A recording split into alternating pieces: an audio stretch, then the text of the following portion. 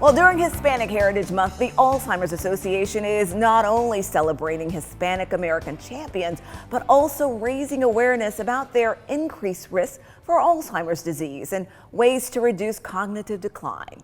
I'm joined by Barbara Eads, an Alzheimer's advocate who was recently diagnosed with early stage Alzheimer's, and Amy French from the local Alzheimer's Association. Thank you both so much for being here today, ladies. Of course, thank you.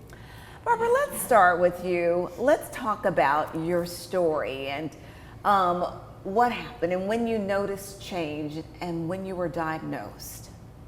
Well, I started realizing at work that my memory was failing me in some areas, but it wasn't anything really huge.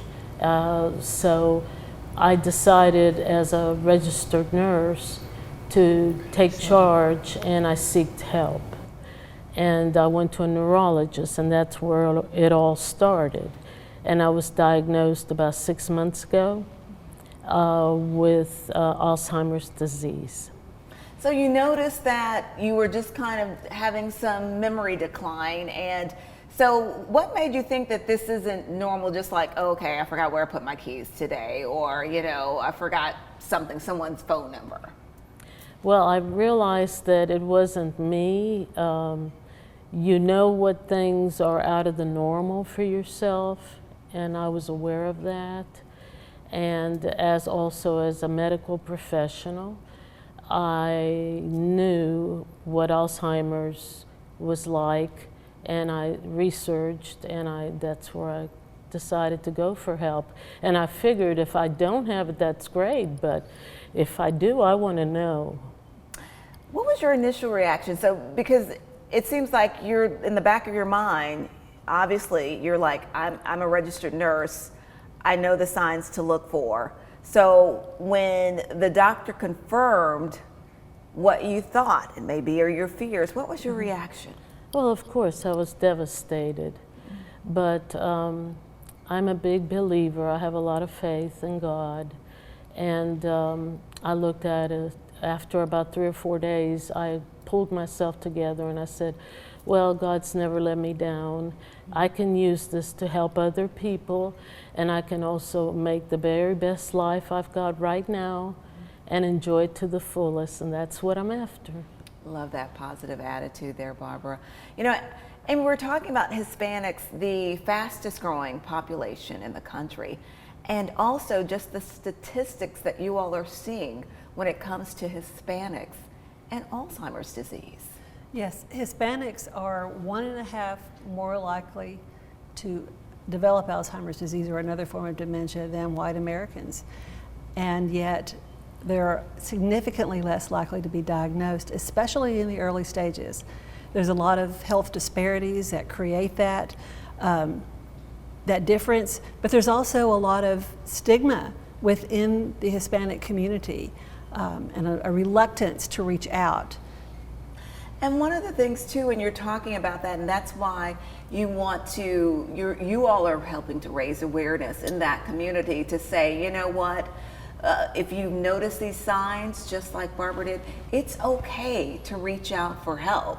And that's so important when you start talking about this. And Barbara, talk about why this is important for you personally, and like you were saying now, to become an advocate for the Alzheimer's Association. Yes, it's important to me because I've had some family that had Alzheimer's, and also because I do believe also I have a helping personality, and I want to reach out to, I am a Hispanic, and I want to reach out to other Hispanics and everybody else that may have a huge fear of what it is or may be, and instead that they will look at it as an opportunity to reach out and get early help, early diagnosis. You can get a lot more help than if you wait later. Talk about the changes or how it's changed your life, or what changes you've made since receiving that diagnosis. Well, of course, I don't work anymore, so, but that's opened the opportunity to be more available for my family and for friends, and I wish I didn't have a lot of time to go out with my girlfriends, and I'm really enjoying it now, and having lunches, and also very active at church. And I really enjoy my music. I'm a musician, and I sing in the Chorale Arts of Chattanooga. And it's just wonderful. It's a great life. So you are living life to the fullest Yes. as you continue to also be an advocate for the Alzheimer's Association and try to reach others in the Hispanic community. Yes, ma'am. And Amy, let's wrap up by talking about, you know, you always want to say that there's help available from the Alzheimer's Yes. Association. There's a 24/7 hotline. And also for people who say, you know, how can I get involved? You all have a walk coming up. We do. Our 24/7 helpline is available, of course, 24/7. And I know that you guys are so gracious to put that on the screen for everyone to see. We encourage anyone who has any questions, any concerns at all, please reach out. And join us October 21st at Coolidge Park for our Walk to End Alzheimer's. The walk is for everyone. Anyone who's touched by the disease, who knows someone who has a loved one. We encourage you to go to alz.org/walk. Register.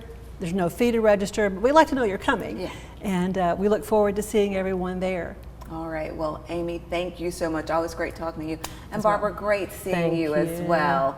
Thank you for being here. Thank you.